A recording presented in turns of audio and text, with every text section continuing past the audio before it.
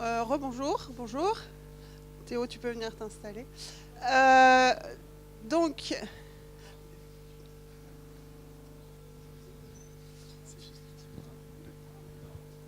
je parlais pas, c'est vrai. Bonjour, donc, je m'appelle Charlotte Truchet, je parle en tant que membre du jury cette année. Le jury était présidé par Patricia Bouillet de Citre, qui, comme à chaque fois, a géré ça de main de maître. Malheureusement, elle ne peut pas être là pour présenter les prix, donc je me tiens à sa place, mais très humblement. Alors, 2 mots sur les prix. Comme chaque année, il y avait des très très belles candidatures, des très très beaux dossiers comme chaque année. C'était un crève-cœur de devoir choisir, c'est toujours difficile. Alors, le prix a été attribué à Théo Marie pour une thèse ce qui nous a peut-être marqué, peut-être plus plu dans cette thèse, c'est que c'est une thèse, alors au départ en parallélisme, donc on s'attendait à avoir de l'implémentation, on a eu de l'implémentation, on s'attendait à avoir du test, on a eu du test, et puis elle se termine, alors dans la thèse c'est pas elle se termine pas, mais enfin au milieu, on a une analyse de complexité des algos proposés avec la complexité asymptotique qui est développée, donc il y a vraiment de tout dans cette thèse, et c'est sans doute ça qui nous a particulièrement touchés, donc félicitations à Théo, et je te laisse la parole.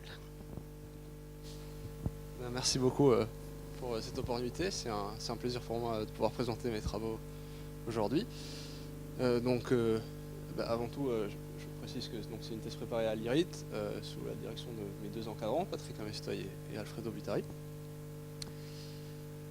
Donc le contexte de cette thèse par lequel on est fortement motivé, c'est les applications qui peuvent être diverses et variées.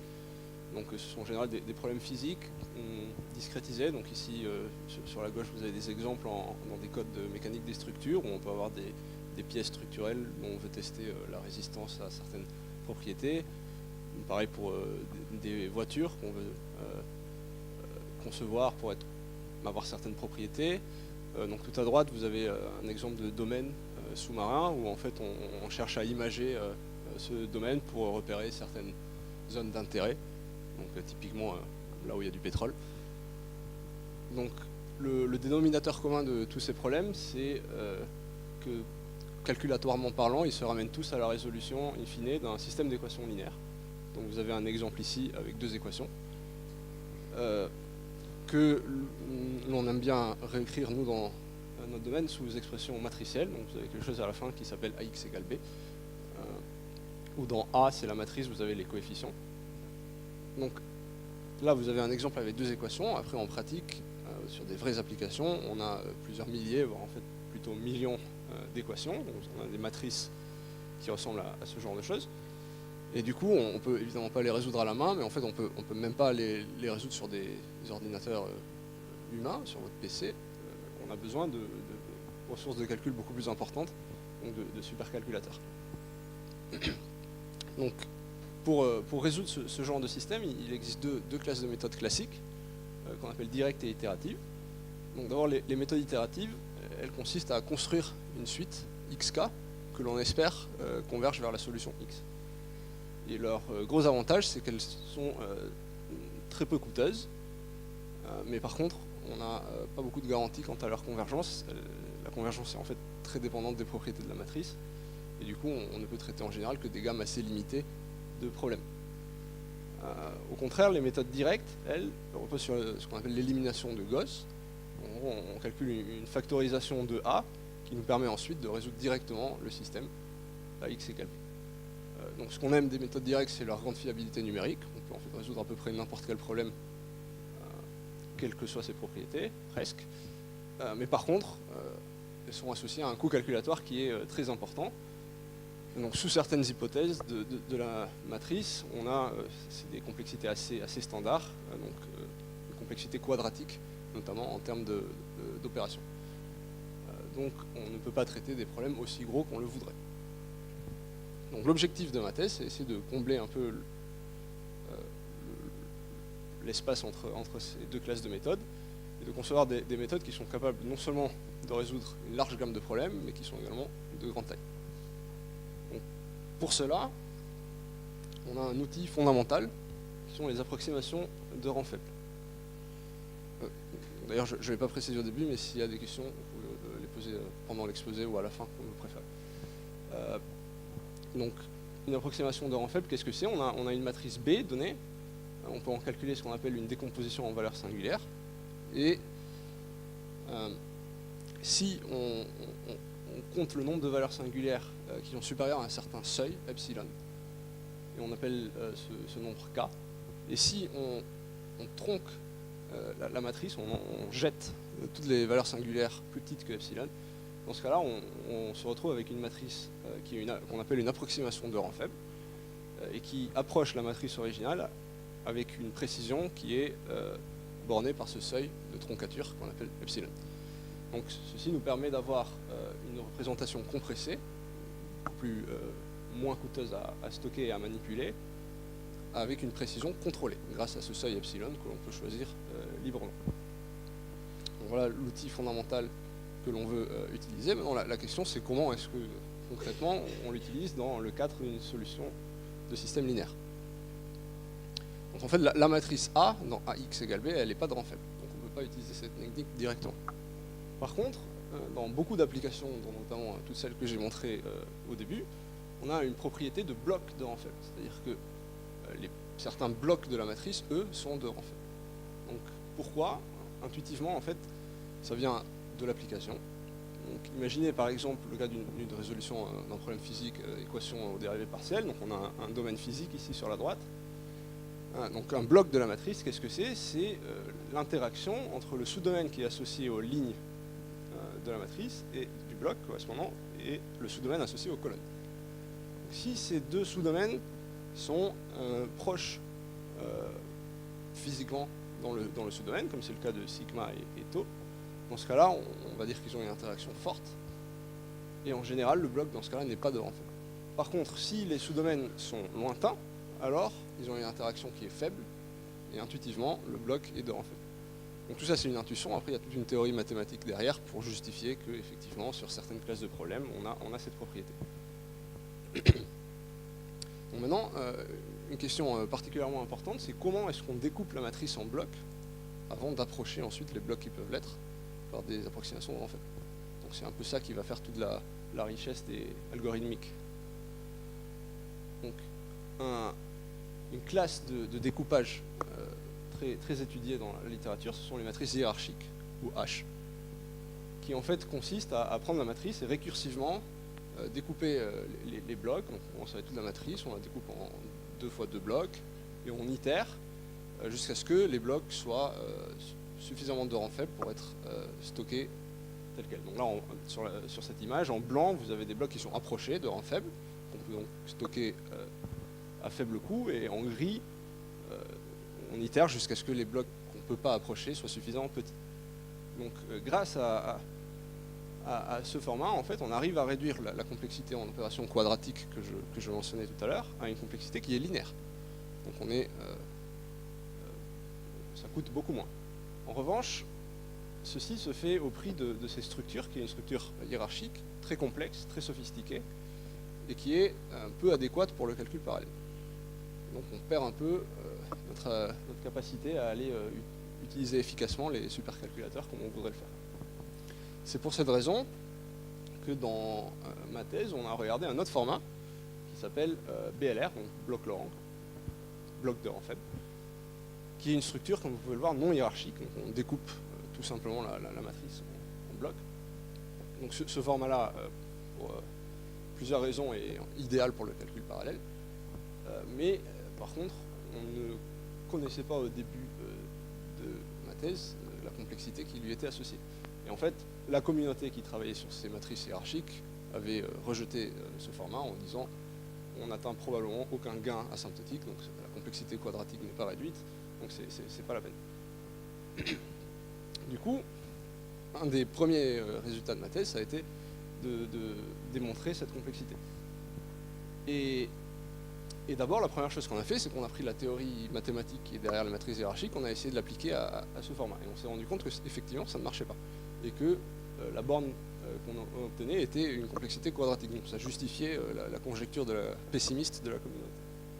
Cependant, on ne s'est pas arrêté là, et on a réussi à étendre la théorie en montrant notamment un fait fondamental qui est que sur la matrice, ici, on a en fait, sur chaque ligne et sur chaque colonne, on a un nombre constant, asymptotiquement parlant.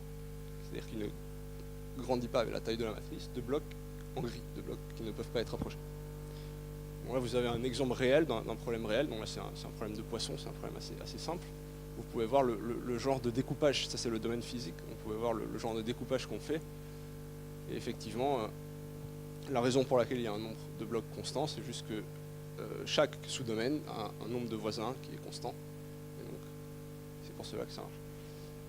Et donc, grâce à ce résultat théorique, on a réussi à démontrer les complexités suivantes.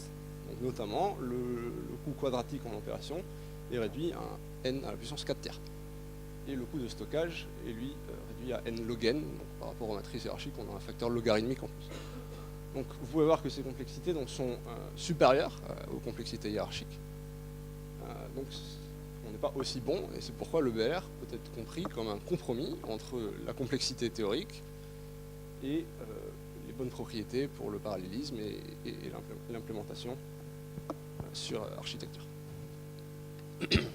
Donc ici, vous avez une validation expérimentale de ce résultat théorique. Qu'est-ce qu'on regarde? On regarde à gauche le nombre d'opérations, à droite le stockage. Vous pouvez vous concentrer sur la figure de gauche si vous voulez. Donc on a en abscisse la taille du problème, donc n, et on étudie une méthode, le coût classique, quadratique, en bleu, que vous pouvez retrouver ici, et la méthode BLR. Vous pouvez effectivement voir que l'estimation du comportement asymptotique expérimental correspond bien à ce que dit la théorie. Vous pouvez voir que plus en fait, on augmente, et plus l'écart entre les deux courbes grossit.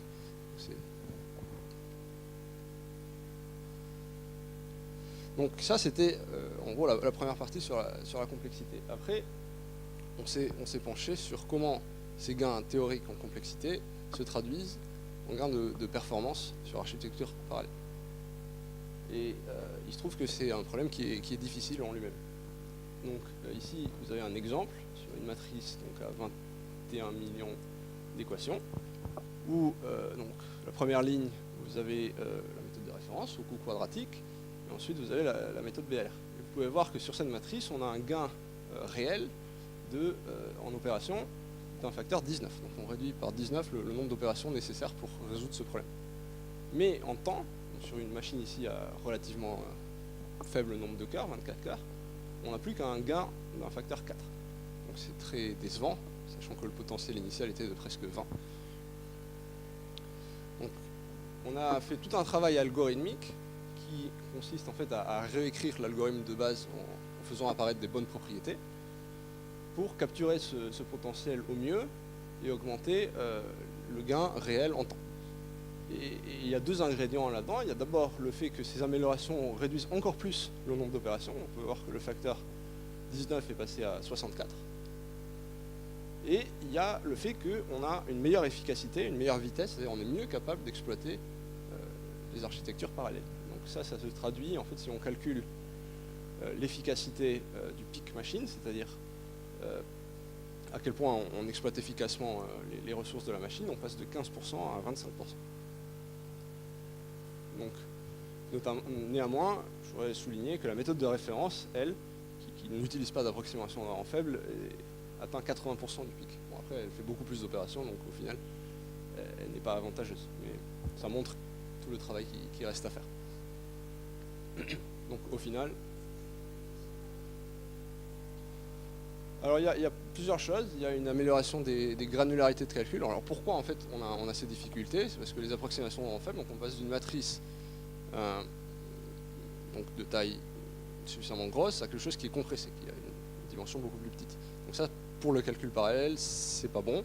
On n'arrive pas à atteindre une bonne vitesse à cause de la granularité des calculs. Ça, c'est une première chose. Ensuite, il y a une question de communication. C'est-à-dire que dans la méthode de base, on est plus dominé par les opérations, comme dans la méthode de référence.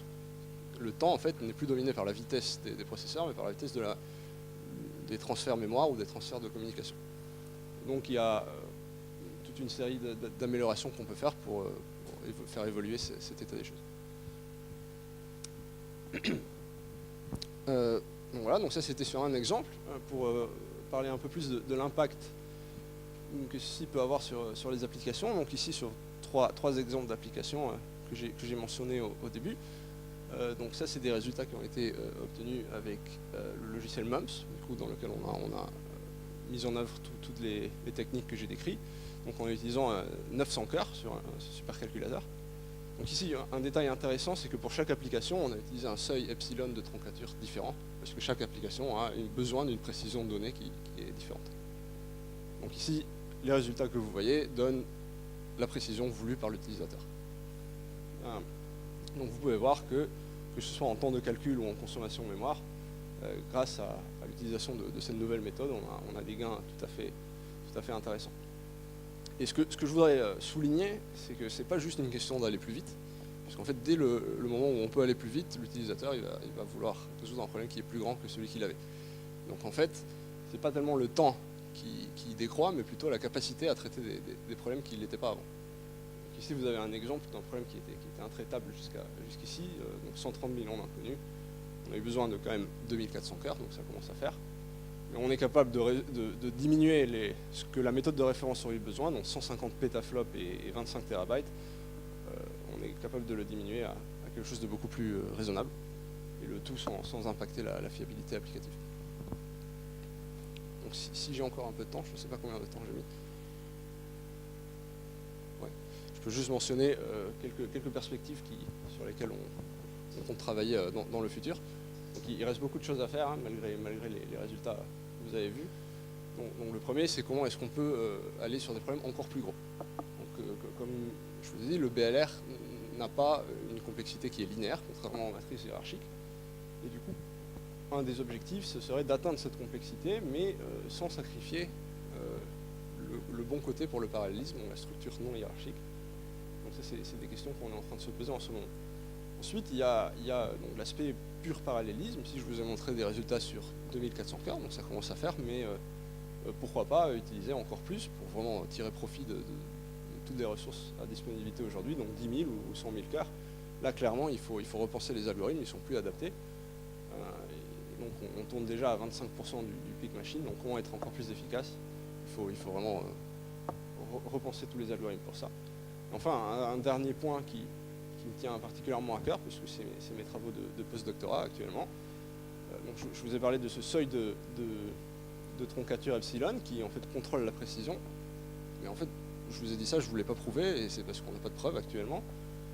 Donc ça marche en pratique, c'est-à-dire que si j'ai besoin d'une précision epsilon, je fixe mon seuil à epsilon, et normalement ça marche, mais il est vraiment nécessaire à mon avis de développer une théorie pour pouvoir donner des garanties de fiabilité, pour expliquer précisément pourquoi ça marche, et mieux comprendre comment choisir cette epsilon. Voilà. Merci.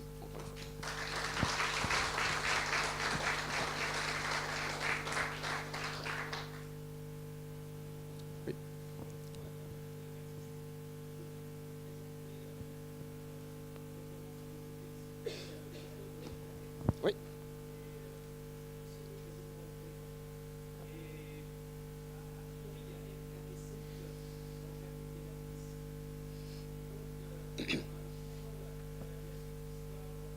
Oui.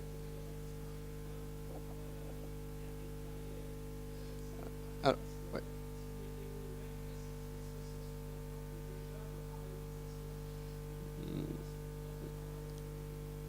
Non, alors il y a quelque chose sur lequel j'ai fait l'impasse pour ne pas rentrer dans les détails techniques. Comme je disais, c'est sous hypothèse de certaines propriétés.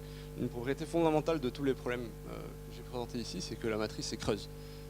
D'accord. Donc ça veut dire qu'il y a un grand nombre de zéros. Donc concrètement, un nombre constant de coefficients non zéro par ligne. Donc c'est quelque chose qui est vérifié sur toutes ces applications en EDP par exemple. Donc ça, concrètement, c'est la complexité de référence de la méthode multifrontale avec dissection emboîtée. C'est dans le titre, mais je ne vais pas rentrer dans ces détails-là.